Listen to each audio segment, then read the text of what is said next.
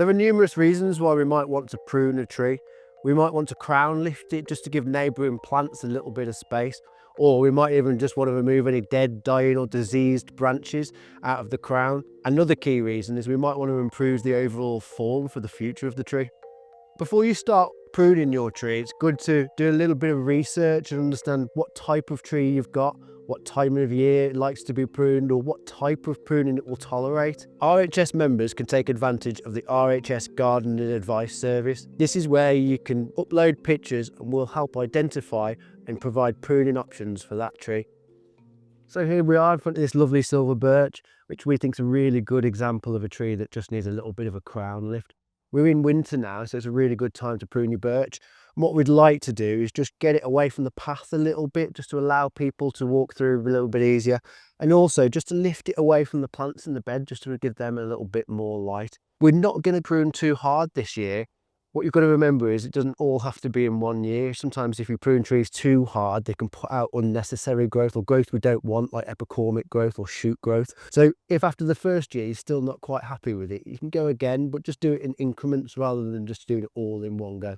So before you start, it's not only important to just make sure that your tools are sharp and that way you get nice clean cuts, but also if you've been cutting out dead or dying branches that have possibly got any kind of pathogen on, I'd just give them a little bit of a disinfect just before you start. That way you're stopping any pathogens from passing from plant to plant.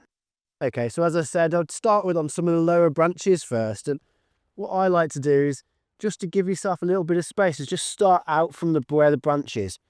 And then you can just finish your cut and make sure you get a nice clean finish. Sometimes you might get to a point where it's too thick for your secateurs, so you can just get your saw at the end and then just finish it up just nice and gently through there. One of the key things is just to go slow right at the end as you finish that cut, just to make sure you don't rip the bottom of that branch there, because all that can happen is the bark will peel off and you've got a point of infection where the pathogens can get into the main stem. Particularly as your branches get a little bit thicker like this, definitely worth doing what we call a step cut. So you can cut underneath a little bit there, and then what that does is if you finish the cut just a little bit outside, it just prevents any ripping going down the branch. And you should just hear a little bit of a crack as it breaks off.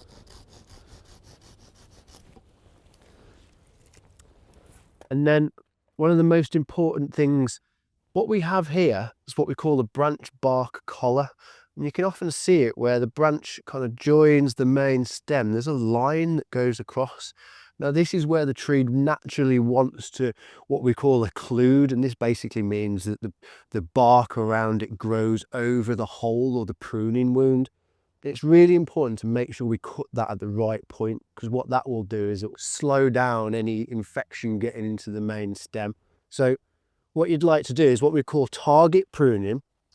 And basically what that means is you kind of make the pruning finishing cut as small as you possibly can make it. So rather than it being an angle like that where you'd get a larger area of the cut, you keep it to the smallest circle that you can. So I'd go around about there. This circle bit here is as small as possible. We've not changed the angle or the shape, and that means that this can grow over as quick as possible. So I'm getting quite close to where I'd like to finish now.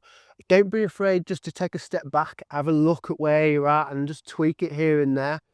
I don't think we're far off. I think what I'd like to do is, and you can encourage the type of growth that you want. So we don't want it just to keep growing back into the footpath. So these branches that are going down, these ones are always going to want to go in that direction, which is what we're trying to avoid. So I'd just snip these ones off.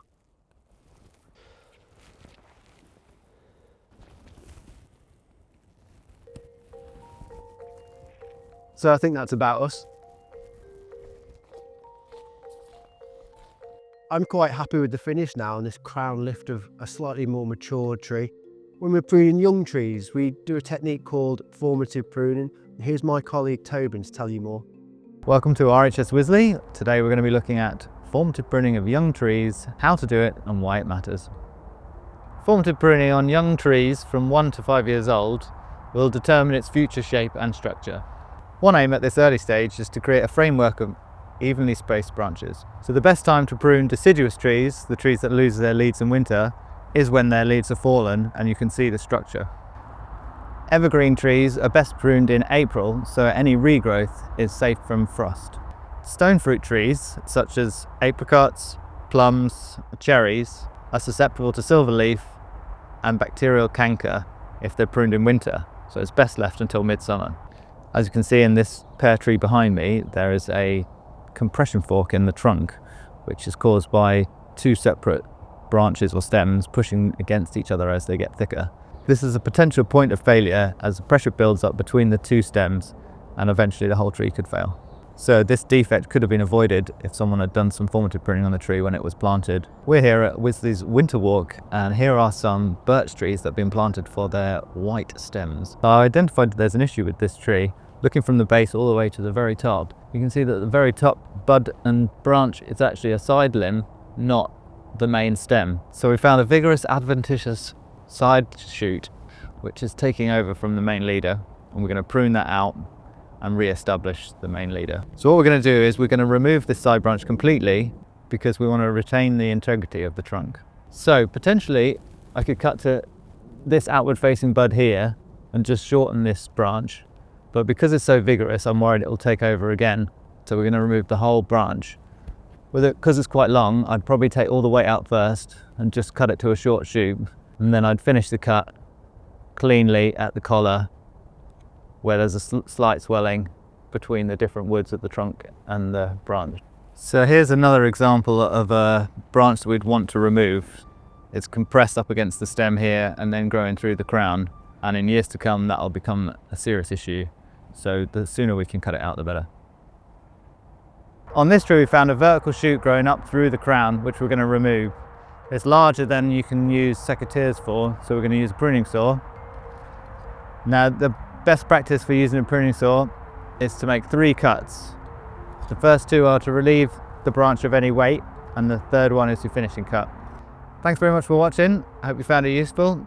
Paying a little bit of attention to your young trees will certainly pay dividends in the future.